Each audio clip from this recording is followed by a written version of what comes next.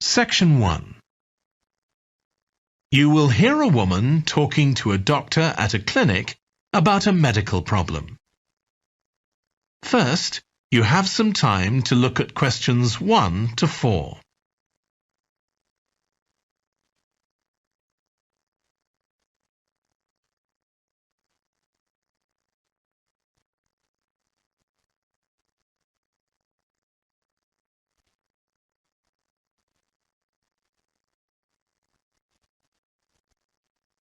You will see that there is an example that has been done for you. On this occasion only, the conversation relating to this will be played first. Hi, come and take a seat. Thank you. My name's Carl Rogers and I'm one of the doctors here at the Total Health Clinic. So I understand this is your first visit to the clinic. Yes, it is. Okay, well I hope you'll be very happy with the service you receive here. So if it's all right with you, I'll take a few details to help me give you the best possible service. Sure. So can I check first of all that we have the correct personal details for you? So your full name is Julie Ann Garcia. That's correct. The woman's name is Julie Ann Garcia, so Garcia has been written in the space. Now we shall begin. You should answer the questions as you listen because you will not hear the recording a second time. Listen carefully and answer questions 1 to 4. Hi, come and take a seat. Thank you. My name's Carl Rogers and I'm one of the doctors here at the Total Health Clinic. So I understand this is your first visit to the clinic. Yes, it is. Okay, well I hope you'll be very happy with the service you receive here. So if it's all right with you, I'll take a few details to help me give you the best possible service. Sure. So can I check first of all that we have the correct personal details for you? So your full name is Julie Ann Garcia. That's correct. Perfect. And can I have a contact phone number? It's 219-442-9785. Okay, and then can I just check that we have the correct date of birth? October 10th, 1992. Oh, I actually have 1991. I'll just correct that now. Right, so that's all good. Now I just need a few more personal details. Do you have an occupation, either full-time or part-time? Yes, I work full-time in Esterhazy's, you know, the restaurant chain. I started off as a waitress there a few years ago, and I'm a manager now. Oh, I know them. Yeah, they're down on 114th Street, aren't they? That's right. Yeah, I've been there a few times. I just love their salads. That's good to hear. Right, so one more thing I need to know before we talk about why you're here, Julie, and that's the name of your insurance company. It's Cawley Life Insurance. That's C-A-W-L-E-Y. Excellent. Thank you so much. Before you hear the rest of the conversation, you have some time to look at questions 5 to 10.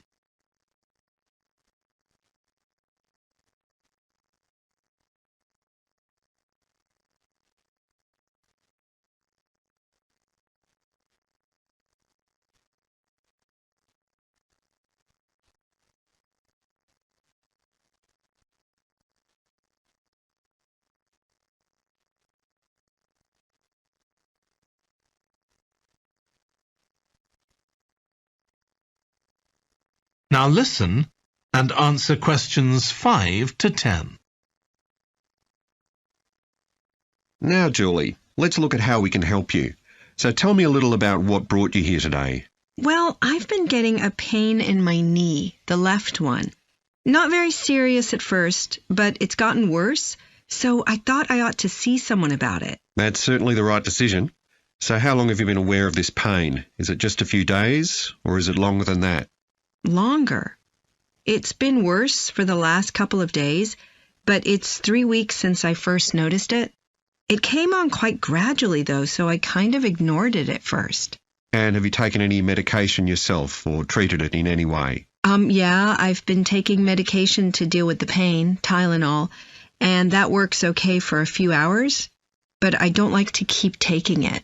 Okay. And what about heat treatment? Have you tried applying heat at all? No, but I have been using ice on it for the last few days. And does that seem to help the pain at all? A little, yes. Good. Now, you look as if you're quite fit normally. I am, yes. So do you do any sport on a regular basis? Yes, I play a lot of tennis. I belong to a club, so I go there a lot. I'm quite competitive, so I enjoy that side of it as well as the exercise, but I haven't gone since this started. Sure. And do you do any other types of exercise? Yeah, I sometimes do a little swimming, but usually just when I'm on vacation. But normally I go running a few times a week, maybe 3 or 4 times. So your legs are getting quite a pounding, but you haven't had any problems up to now? No, not with my legs. I did have an accident last year when I slipped and hurt my shoulder, but that's better now. Excellent. And do you have any allergies? No, none that I'm aware of. And do you take any medication on a regular basis? Well, I take vitamins, but that's all. I'm generally very healthy. Okay. Well, let's have a closer look and see what might be causing this problem. If you can just get up. That is the end of section 1. You now have half a minute to check your answers.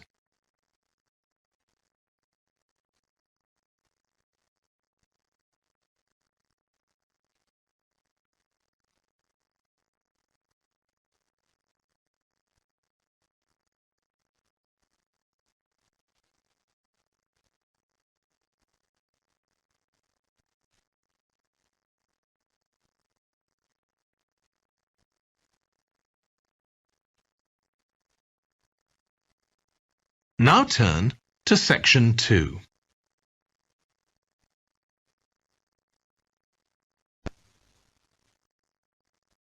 Section 2. You will hear a guide talking to a group of tourists who are about to visit an English castle.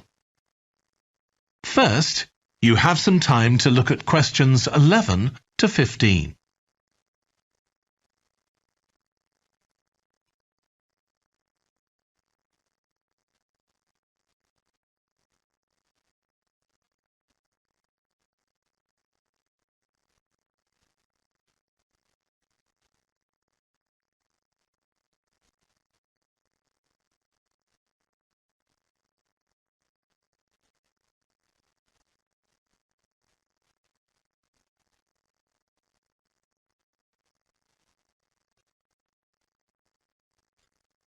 Now listen carefully and answer questions 11 to 15. We'll be arriving at Branley Castle in about 5 minutes. But before we get there, I'll give you a little information about the castle and what our visit will include. So, in fact, there's been a castle on this site for over 1100 years. The first building was a fort constructed in 914 AD for defence against Danish invaders by King Alfred the Great's daughter, who ruled England at the time.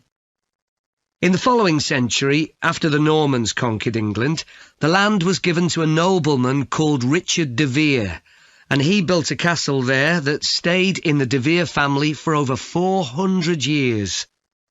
However, when Queen Elizabeth I announced that she was going to visit the castle in 1576, it was beginning to look a bit run down. And it was decided that rather than repair the guest rooms, they'd make a new house for her, out of wood, next to the main hall. She stayed there for 4 nights, and apparently it was very luxurious. But, unfortunately, it was destroyed a few years later by fire. In the 17th century, the castle belonged to the wealthy Fennis family, who enlarged it and made it more comfortable. However, by 1982, the Fennis family could no longer afford to maintain the castle, even though they received government support, and they put it on the market. It was eventually taken over by a company who owned a number of amusement parks. But when we get there, I think you'll see that they've managed to retain the original atmosphere of the castle. When you go inside, you'll find that in the staterooms, there are lifelike moving wax models dressed in costumes of different periods in the past, which even carry on conversations together.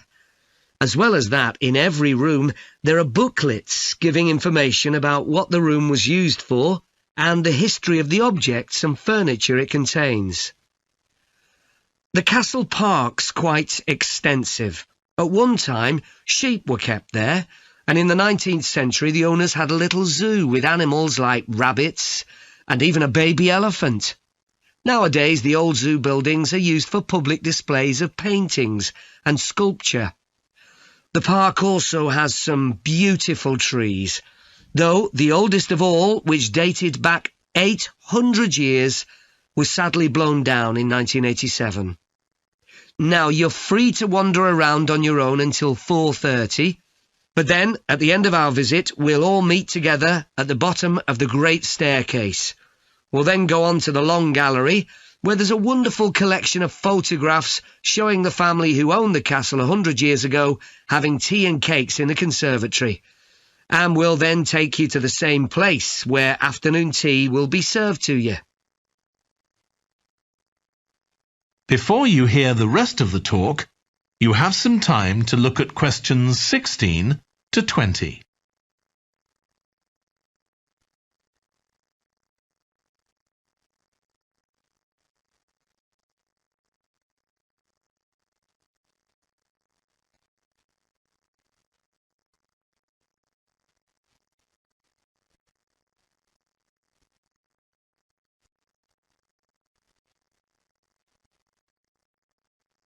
Now listen and answer questions 16 to 20.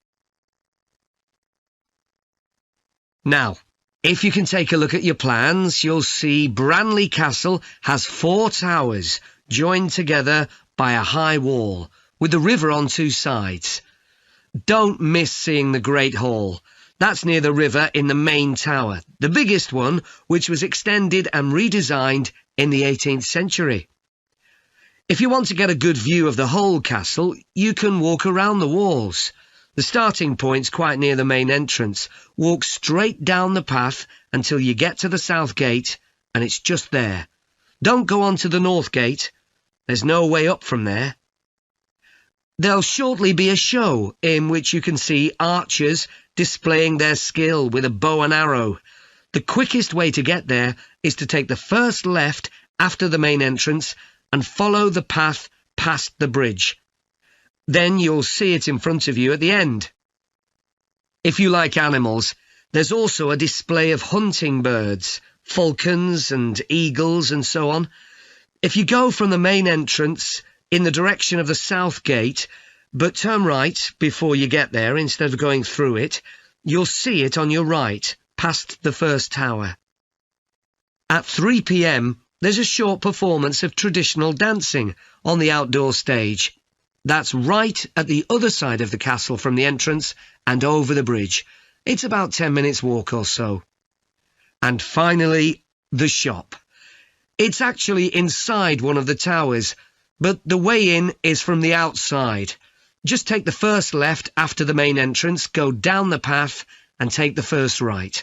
It's got some lovely gifts and souvenirs. Right, so we're just arriving.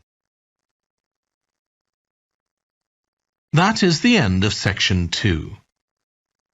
You now have half a minute to check your answers.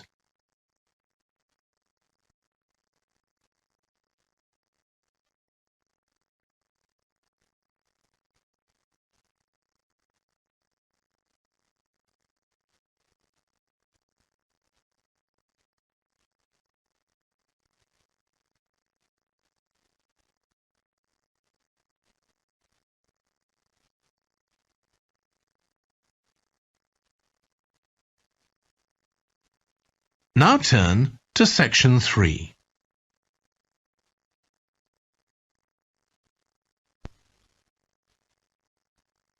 Section 3.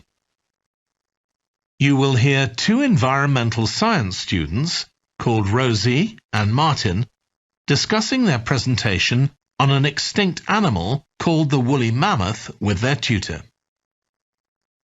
First, you have some time to look at questions 21 to 24.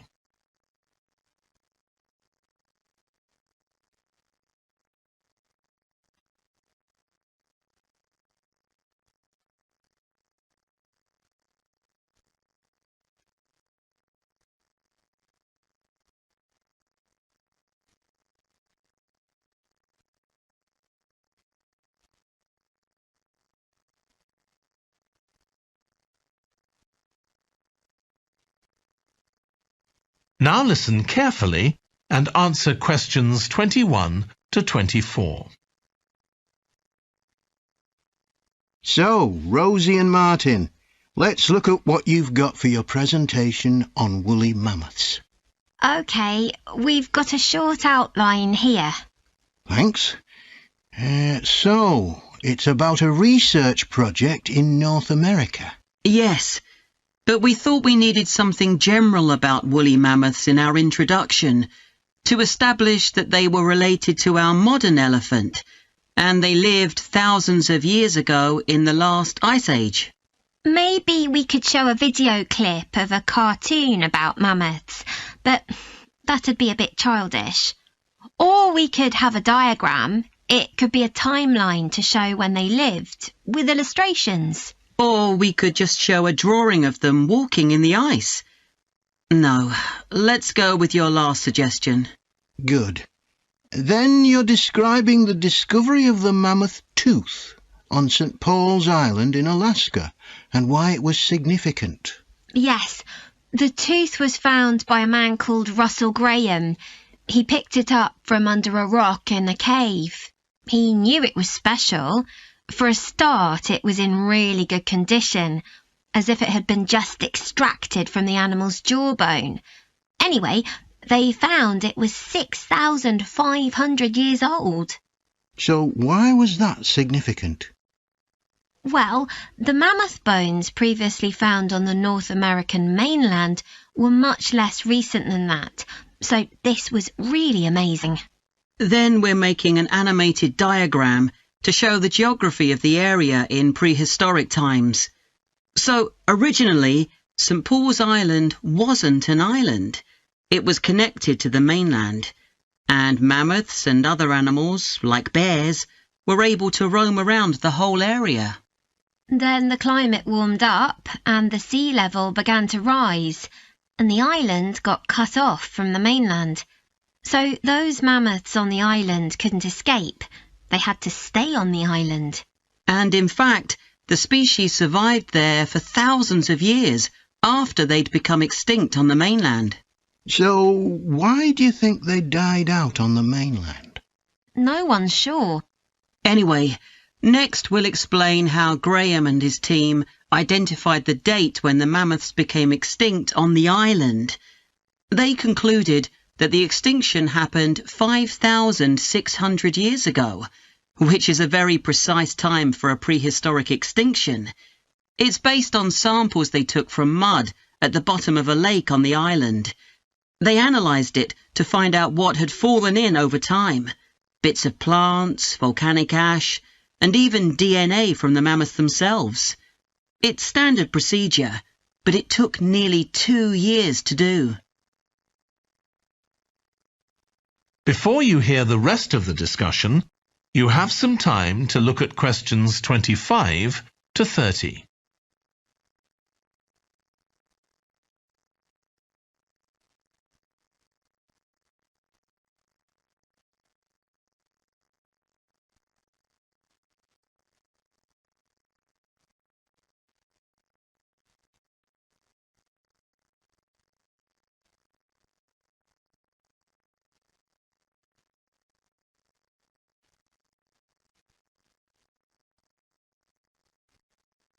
Now listen and answer questions 25 to 30.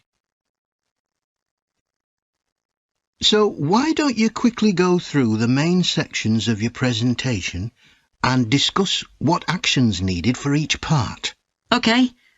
So for the introduction, we're using a visual. So once we've prepared that, we're done. I'm not sure.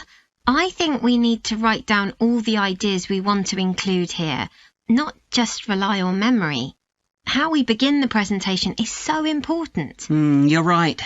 The discovery of the mammoth tooth is probably the most dramatic part, but we don't have that much information, only what we got from the online article. I thought maybe we could get in touch with the researcher who led the team and ask him to tell us a bit more. Great idea. What about the section with the initial questions asked by the researchers? We've got a lot on that, but we need to make it interesting. We could ask the audience to suggest some questions about it, and then see how many of them we can answer. I don't think it would take too long. Yes, that would add a bit of variety. Then the section on further research carried out on the island, analysing the mud in the lake. I wonder if we've actually got too much information here. Should we cut some? I don't think so, but it's all a bit muddled at present. Yes, maybe it would be better if it followed a chronological pattern. I think so. The findings and possible explanations section is just about ready, but we need to practice it so we're sure it won't overrun. I think it should be okay, but yes, let's make sure. In the last section, relevance to the present day, you've got some good ideas, but this is where you need to move away from the ideas of others and give your own viewpoint. Okay, we'll think about that. Now, shall we show you some of the... That is the end of section 3. You now have half a minute to check your answers.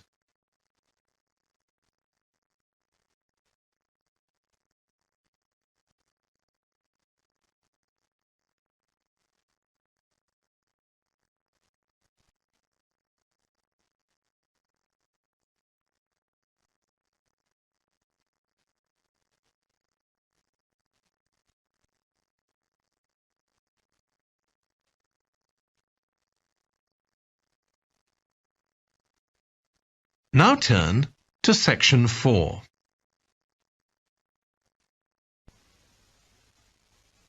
Section 4. You will hear a lecture about the history of weather forecasting. First, you have some time to look at questions 31 to 40.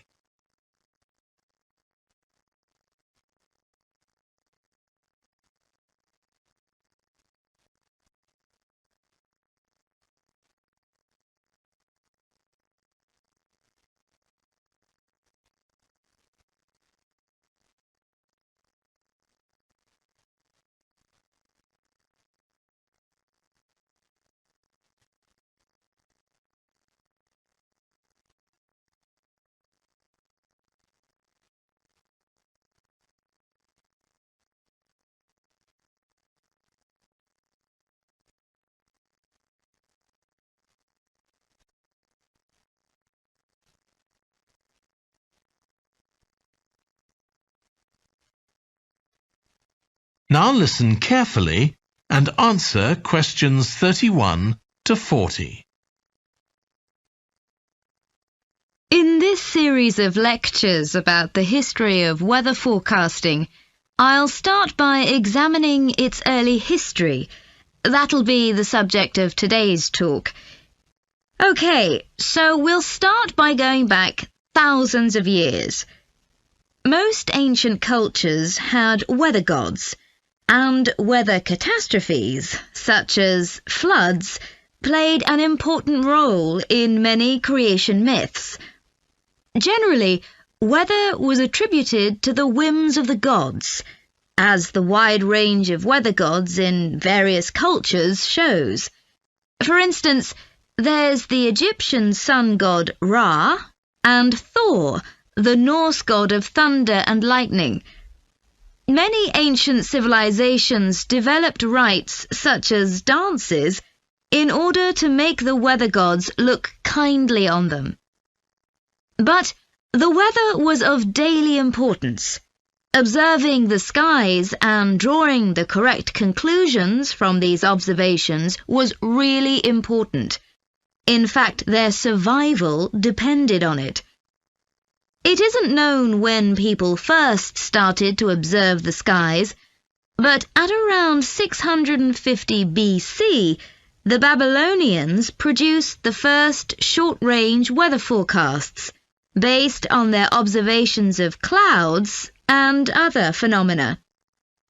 The Chinese also recognized weather patterns, and by 300 BC, astronomers had developed a calendar which divided the year into 24 festivals, each associated with a different weather phenomenon.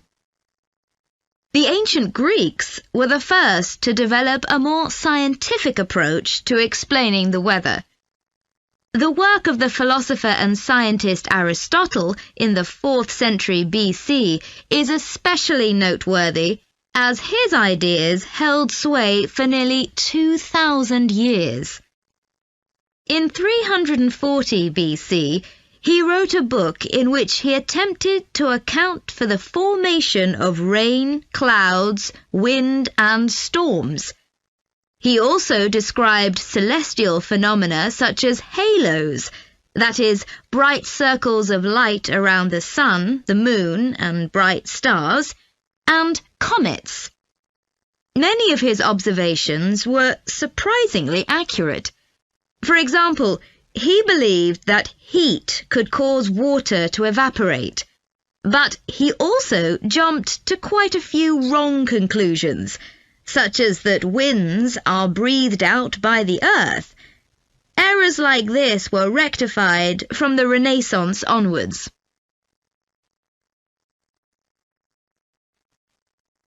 For nearly 2,000 years, Aristotle's work was accepted as the chief authority on weather theory.